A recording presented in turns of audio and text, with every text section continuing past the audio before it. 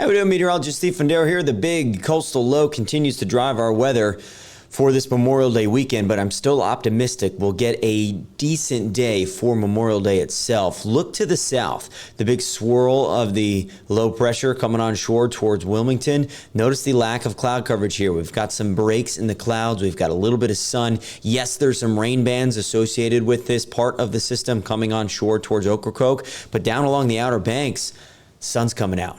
And look at this. Folks are out there enjoying a beach day. Granted, the surf is still real rough and will be rough for the next few days as we still have an onshore breeze. But that sunshine down along the Outer Banks has allowed a few spots to warm up. 70s down towards Edenton, Kill Devil Hills, Currituck, even Suffolk in the low 70s. Where we've been stuck in the 60s is across Hampton Roads, the peninsula's eastern shore, because we haven't been able to shake the cloud coverage and the low deck of clouds. Some fog, drizzly, dreary conditions kind of persisting.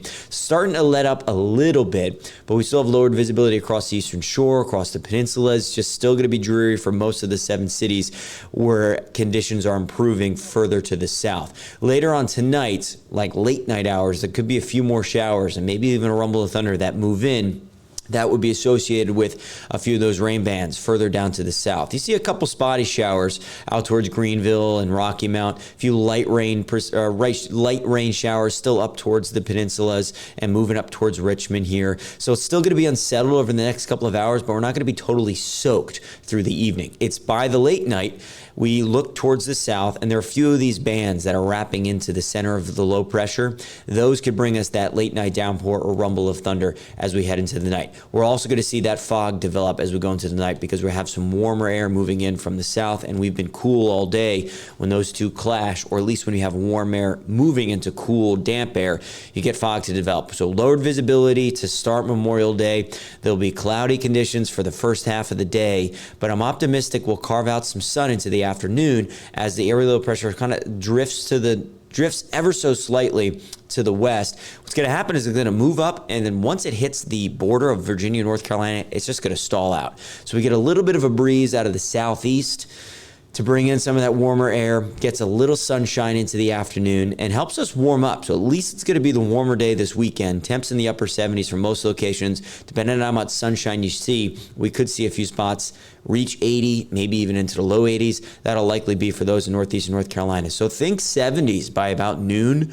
and then upper 70s into the afternoon. We'll get some afternoon sun, but there will also be some afternoon and late evening isolated showers. Some of those could be thunderstorms as well. So still going to be unsettled, but it'll be a drier day compared to today, and we'll definitely get a little more sun, which will be nice. We just got to carve out and get rid of that stubborn morning fog and morning clouds. Into Tuesday, though, the low pressure starts to retreat back to the east. So then it just wiggles around, and we got more rain on the way for Tuesday.